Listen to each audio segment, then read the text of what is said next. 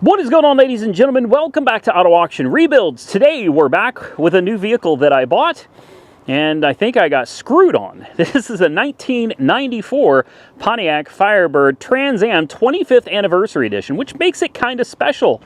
And it was supposed to be a run and drive. I bought it because it said it had frame damage. And I thought, wow, this is my opportunity to buy something that truthfully I didn't see any real damage on. And I looked up the Carfax report, never been in an accident. So I thought, what is the deal with frame damage? I looked it up and it said something about visual inspection indicated frame damage. Not a car wreck, not an accident. Apparently somebody looked at something at some point and said, well, that's frame damage. So I decided I'm going to buy it for $6,000 and we're going to get it up on the lift and see if it has any frame damage. Well, the problem is it's here. It's been here for days. It doesn't run. It was sold to me as a run and drive and it doesn't run. So here it is, my 94 Trans Am 25th Anniversary Edition. It is white with white wheels with blue accents. You've got a nice blue stripe running straight down the hood and the trunk with a beautiful blue Firebird emblem right there. It really is a gorgeous car, guys. And take a look at these wheels. You've got white wheels with the blue Trans Am 25th Anniversary logo right there. And then if you scoot down just a hair, it says 25th right next to the blue Trans Am on the door. This is a T-top car, and I know what you guys are all wondering now. It's the perfect spec as long as it's a manual transmission. Well, let me disappoint you real quick. It is an automatic. All right, so now that we got that out of the way, we can move on. Absolutely beautiful car. The body lines look good. The car itself looks, well, it looks really nice. The tires appear to be brand new. It's got a clicker. Does it work? Nope, I don't think it does. Maybe the battery's dead. This car has actually been here for quite a while. And I attempted to start it the other day off camera, and that's when I found out she don't run. So yeah, there's nothing I can do about it. It's been sitting here too long. Take a look at the black on white interior. I guess it's more of a dark gray than a black, but you've also got that Trans Am in blue right there as well. It's beautiful. Look at these seats. This thing is gorgeous. Trans Am embroidered on both front seats. Take a look in the back. I mean, this car it's beautiful. The headliner's in good shape. T-tops look to be really nice. Dashboard looks good as well. Center console looks nice. I mean, overall, it's a sharp car, guys. And that's why I wanted it.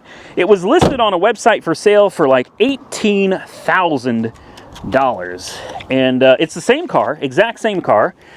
And the same place that was trying to sell it on their website for $18,000 had it on Manheim's website, and all they wanted was $6,000. So I thought, wow, you know, a good old LT1, it's hard to pass one of these up. 119,000 miles on the odometer. Here's what happens when you try to start it. I hear a fuel pump.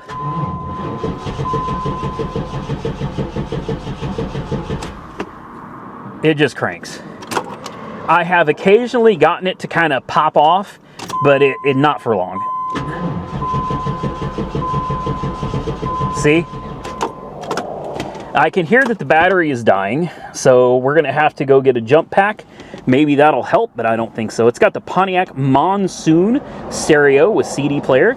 I don't know anything about this car. I don't know if the windows work because I've never gotten it to actually run. I don't know if it drives. I know nothing other than I paid $6,000 for it. So for better or worse, this is mine now. All I got to do is hope that this thing is going to run. Looks like you've got a storage place for your T-tops down there, which is kind of nice. Instead of bags and stuff to put them in, you actually have a dedicated place to put your T-tops. Let's pop the hood. Here's another thing that's a little concerning to me. It's got sticker residue all over it. Down here, over here, over here. It looks like the dealership that had this car couldn't sell it. There's more right here. Yeah, I think that this was a car that they could not sell. Lucky me, because Now it's my headache. It's my problem. So like I said, I'm going to grab a booster pack because I don't want to strain the starter or the battery or anything any more than necessary. We have a hot air intake. Looks like some blue valve covers. I don't know if that's factory or not for the 25th anniversary edition. It looks factory. Honestly, that really does look factory. You've got this blue cover on the throttle body that says Trans Am. I don't know if that's factory or not, but I mean, it does appear to be factory. You've got an SLP strut brace. I don't think that is factory, but I guess it could be. Looking around, I mean, overall, it looks pretty good. Engine oil, trans fluid. Well, I guess it doesn't hurt to check the fluids out while we're sitting here, does it? Trans fluid looks good. I mean, that's a good sign. I don't smell any gas, so I don't think we have a fuel leaks anywhere over here. Oil, well, it's honestly pretty clean looking oil too. So, okay, fluids look pretty good. I don't know what's going on here. Somebody spliced a couple wires. That goes to the air conditioning. All right, I mean, no big deal. There's your battery, dated 7 of 2021. Let's check the coolant. Well, it's got orange coolant and it's full. I mean, everything under here looks exactly like you would want it to look. It all looks really good. It just doesn't run. Well, I got the booster pack hooked up. We'll see. I don't think it's a power problem. I really don't, guys. Like I said, I don't know what's wrong with it, but it's very frustrating to get a new car only to find out that it doesn't run. And this almost never happens.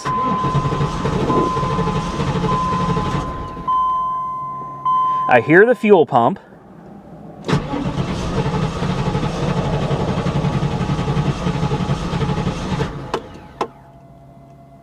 Yeah, you know what? Hold on. I'm an idiot. Look at the gas gauge. Do you see the gas gauge? Could that be it? It's almost on empty. Not quite on empty, but it's almost on empty.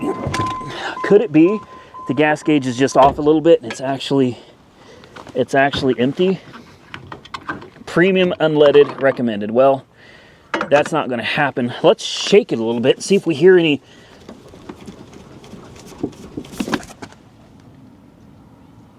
I don't hear anything. Oh, okay, all right. I'm not going to get excited. There's no way it's going to be as simple as putting gas in it. There's no possible way it just needs gas. Let me go get a gas can. Let's cross our fingers that all it needs is fuel. Okay, so I just put 5 gallons of gas into the tank, and I'm trying really hard not to get excited because I'm certain there's no way that all it was low on gas. It's got over a quarter of a tank now. That's pushing almost half a tank. There's no way. Come on. Come on. Yes. Oh my God.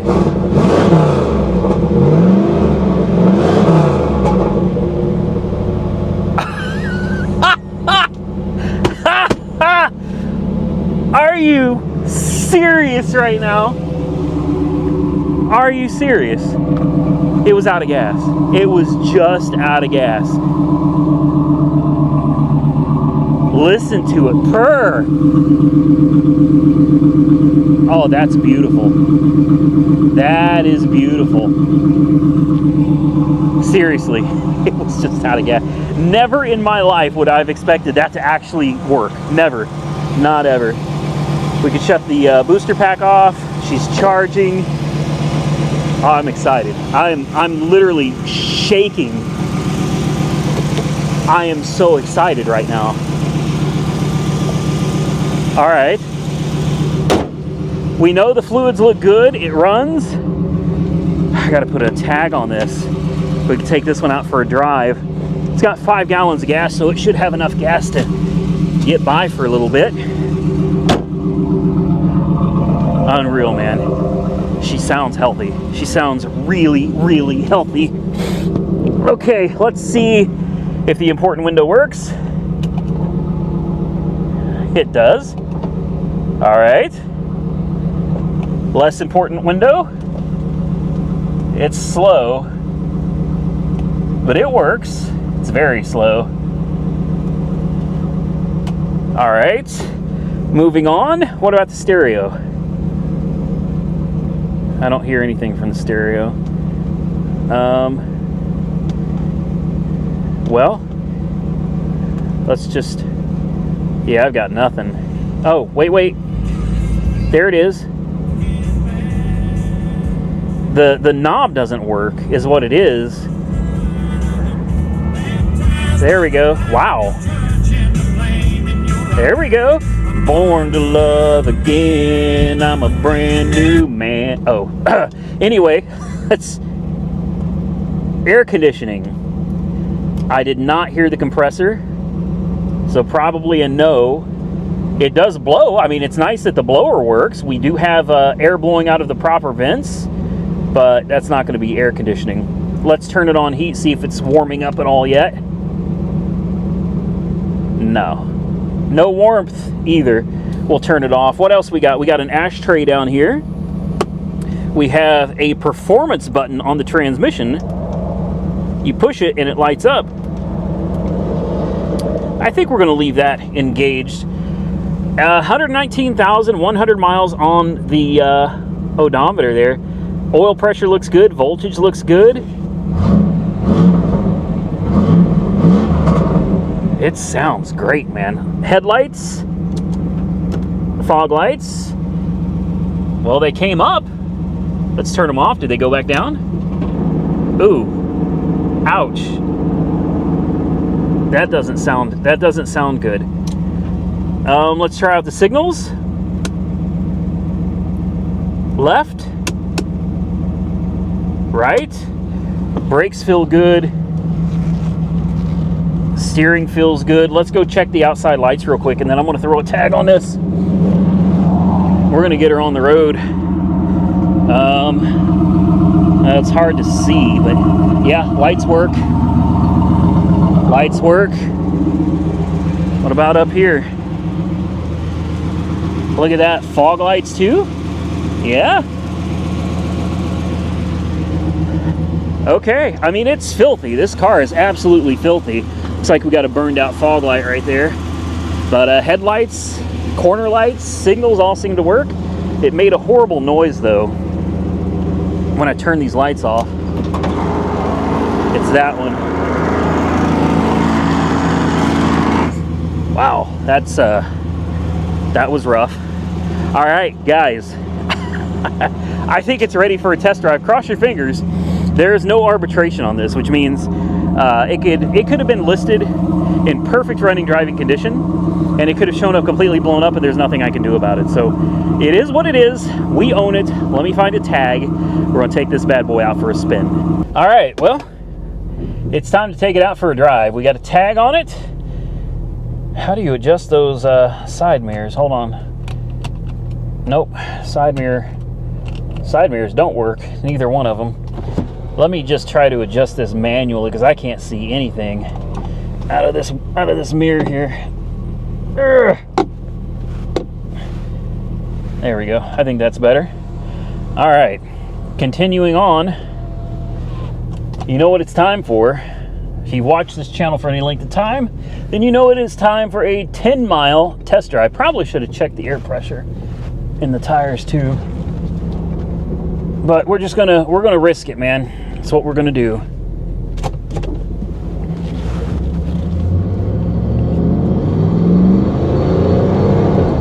Oh wow! All right. Well, it shifts. I do hear a whine. Sounds like coming from the rear diff. I'm not sure it's anything too like serious to worry about. Gotta watch out. Here's the guy that likes to throw rocks at your cars over here, so make sure we're going the speed limit when we go by, you know what I mean? We're going 45 just in case I have to call the cops. All right. There is definitely a whine. Now, when I let off the gas, it seems to go away. But on the gas, yeah, you can definitely hear the whine. You know, whatever. I don't feel any funny vibrations. Oh, wow. Hello. Okay. Jeez. Oh, this car's fun. Yeah, I like this one. I like this one. Well, the whine has pretty much gone away. Not completely, but mostly. Take a look at our gauges here. Tires feel good. We've got no warning lights on the dash at all. We're going just a hair under 70 miles an hour. It hangs on to the corners nicely. It does. Oh, this car just feels like a sports car, guys. It has been a long time since I've been in a Firebird. Yeah, so I was telling you guys in another video, probably several videos by now, that I'm really considering getting rid of my 91 Formula Firebird. And if anybody was wondering why I would think of doing such a thing, well, it's the reason why I'm thinking of doing such a thing. Yeah, this is far more fun. Wow. This is far more fun than that 91 is. The 91 has a special place in my heart. I love it. It is a beautiful car. It runs and drives excellent. It really does. But, you know, the LT1 and the 4L60E, they're just a great combination, and it makes for a phenomenal driving experience. That whining noise, however, that's annoying. That's actually quite annoying. But worst case scenario, you know, at some point we may need to do some work on the rear diff. I don't care. I really don't care. The way this thing, oh, it just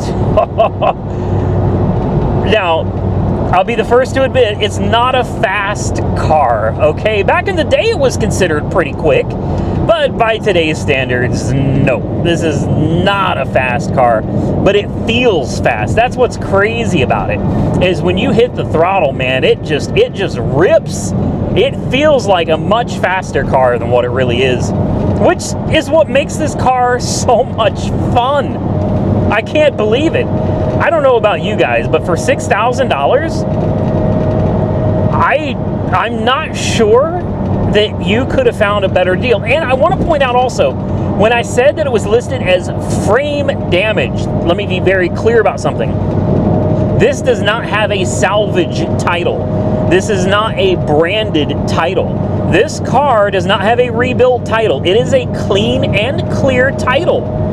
However, on the Carfax report, it shows potential frame damage from visual inspection.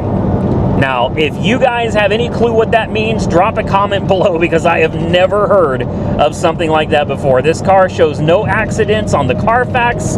It's just a nice, clean title car. Well, we have made it 5 miles, and I've had the privilege of reading the build sheet on this car, and it actually does have a Positrack rear differential.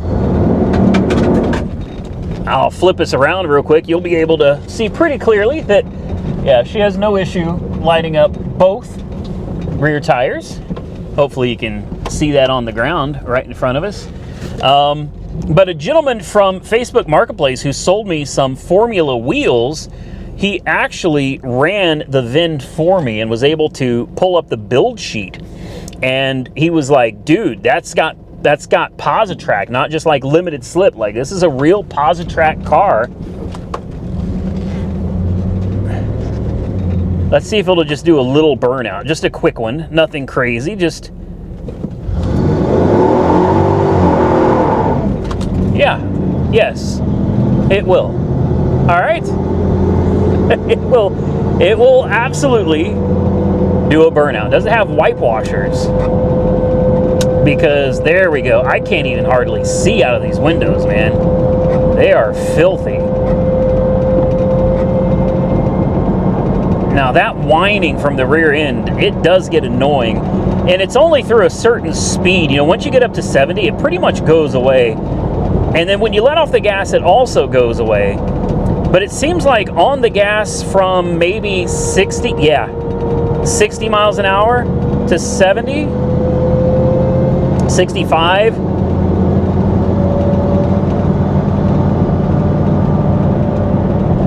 Yeah, it's definitely kind of an aggravation for sure. The car needs a good cleaning. Obviously, with any old car, they're going to need work. Here's what I can tell you, though. It's got clean oil. It's got clean antifreeze. It's got clean transmission fluid. Runs, drives, shifts through the gears just fine. It does not appear that the air conditioning works. We'll test the heater when we get back. But brand new tires, beautiful T-top car for $6,000. And for me, the best part is, if you look at the instrument cluster, there are no warning lights on the dash. There's nothing. It's got good oil pressure. The temperature is nice and low. And, you know, the stereo needs a little bit of work. Aside from that, though, like, it actually rides really, really nicely. This is a great car. Let's try out the cruise control. I'll set it at 70. Cruise works. Cruise control even works. Horn? That's a no-go. The horns never work in these guys. I'm going to try hitting it on the other side. But very rarely can you get the horns to function. No, the horns don't work. It's kind of a defect in the steering wheel design, but regardless of a few minor inconveniences, what a phenomenal car for $6,000. So yeah, I think now I have decided for sure that I am going to send the 91 Formula down the road. Once I get it cleaned up and I put the factory WS6 wheels back on it, that one's going to be ready to go. This car is absolutely great. I love it. Well, we made it. That's 10 miles. If it can make it 10 miles, it can make it 1,000 miles. That's the way I feel about it. Brakes are phenomenal on this car. Really, everything on this thing is pretty dang nice. We're going to test out a couple things like the heater. Hopefully it's got heat. Where is it? Hello. There it is. Come on. It does have heat. It's not super hot, though, which is... yeah, that's actually not very hot at all. But then again, take a look at the temperature gauge down there, and you'll see that it's sitting at... well, it's sitting very low. I don't know what that is, like 180? It's got heat. It's just... I almost wonder if somebody maybe pulled the thermostat out of this thing. We'll kick it back over to air conditioning. Nah, I didn't hear the compressor kick on. There's definitely a big difference between cold and hot. You know, you're definitely getting very cool air from the outside on cold, and then when you turn it to hot, it's definitely warmer, but it's not what I would expect from a heater. This is something that you might get cold in the wintertime. I don't know. I guess it'd keep you warm enough, but it ain't right. This is kind of cool. I just found the owner's manual, and I'm assuming you've got a bunch of codes in here that are good for, well, I don't know what they're good for, but they got to be good for something. Probably looking up some of the options associated with this car. One of the things I love about these older cars is this is like pre-traction control. You know, there's no specific combination of buttons or anything that you have to push to be able to do a burnout. You simply hit the gas and it does a burnout. You've got this little console right here, which doesn't have anything in it. And again, the button for perform. I love that. Just transmission, perform. Do not perform. Perform. You got a cigarette lighter right here, which we'll pop this out and see if it works. No. Ice cold, but you can tell it's been used, so we may have a blown fuse. We got a little cubby hole here for an ashtray. Yeah, it's ice cold. So probably just a blown fuse for the cigarette lighter. The heat, that sucks that the heat is not very warm. But again, you know, it's a learning experience. Let's pop the hood, take a look, see how things are going under there, make sure nothing's smoking, make sure nothing is bubbling. Temperature is finally getting up to operating temperature. Hopefully the cooling fans will kick on, but even with it getting up to temp, I still don't have enough heat coming out of these vents. So definitely a little bit concerning there. That could be a clogged heater core. From the looks of it, I'd say this car sat under a tree for a while. I'm going to show you what I mean here in just a second. If you look over here on the edges, you see all this mildew and mold. Yeah, you can clearly see this car had been parked for an extended period of time. It came from, what is it, Des Moines, or do they just call it Des Moines? Is it Des Moines or is it Des Moines? Or is it Des Moines? Des Moines? Anyway, it came from Des Moines, Iowa. So who knows, maybe you used to own this car. Maybe it used to belong to you, and you can tell me what the history is of it. Because it definitely spent a lot of time parked sitting somewhere, which is really sad. It's a beautiful car. It runs, well, it runs great. I'll bet if you put a charge on that air conditioning, I would bet you money that the AC probably comes right back to life on it as well. I was looking for the upper radiator hose. It's kind of hard to get to, but yeah, it's got good pressure on the cooling system. Upper radiator hose is hot. This radiator hose right here, be very careful, but it's got good pressure. It is hot as well, which goes by the thermostat. Water pump sits right there, and then the OptiSpark sits directly underneath it, which was a great design. These things were notorious for killing OptiSparks due to leaking weep holes on the water pumps. That's a job you don't want to do. But if you own one of these long enough, it's a job you absolutely will have to do at some point. So I want to take a quick look where the car had been sitting, which was over here. And it doesn't look like the car had been leaking anything. Absolutely nothing. I think it's a beautiful vehicle. I do. And for $6,000, well worth it. It needs a good cleaning, a really, really good cleaning on the outside. This is something that I think Brian at the Auto Spa could really make look great. Bright white paint job. You clean this up, give it a good polish. Yeah. And that blue, you can't see it because of how dirty it is, but this blue is like a very pretty metallic blue. It's a gorgeous color, guys. It's not a perfect car, but I think it falls into that category that I love. A driver quality car, a really good driver quality vehicle, clean title, and for now, today, I love it.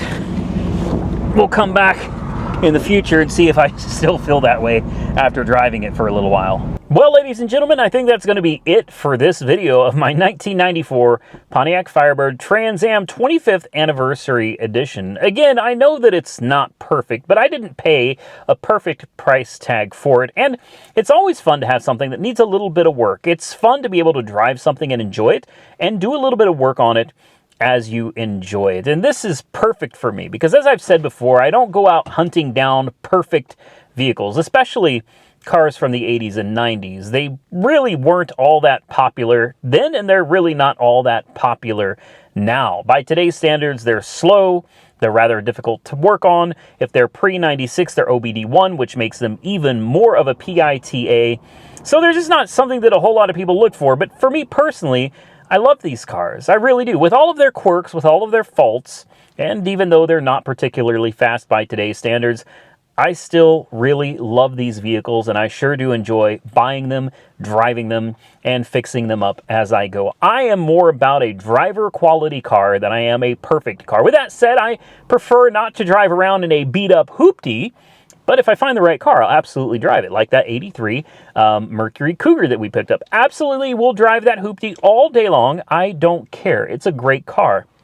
But for me, when it comes to these old 80s and 90s kind of muscle cars, I just enjoy a good driver quality car, something that still looks good, that gets looks and attention going down the road, where people will stop at the gas pump and say, hey man, it's a beautiful car. I had one of those when I was in high school. I had one of those when I was in college. My parents had one when I was in middle school. I love hearing stories like that. And I think something like this, a car like this, definitely fits that bill. The white with the blue stripe, the 25th anniversary, and the white wheels, that is so retro. This car is definitely one that's going to get attention. Definitely drop your comments below and tell me what you think of my $6,000 Firebird. And you think I paid too much? Do you think I paid too little? Think I got a great deal, or do you think it was just an average bargain? I don't know. All I know is that on the website, they were trying to get $16,000 to $18,000 out of this car, and I got it for $6,000. And all it needed was gas. So for me, I'm stoked. I thought for sure this was going to be some big problem. It was going to take time and money to fix. Turns out all it took was 5 gallons of gas. Do me a favor, if you enjoyed today's video, hit the thumbs up button and let me know. Consider subscribing to the channel if you haven't already subscribed. And until next time, stay safe out there, everybody. I look forward to seeing you all again very soon in the next one.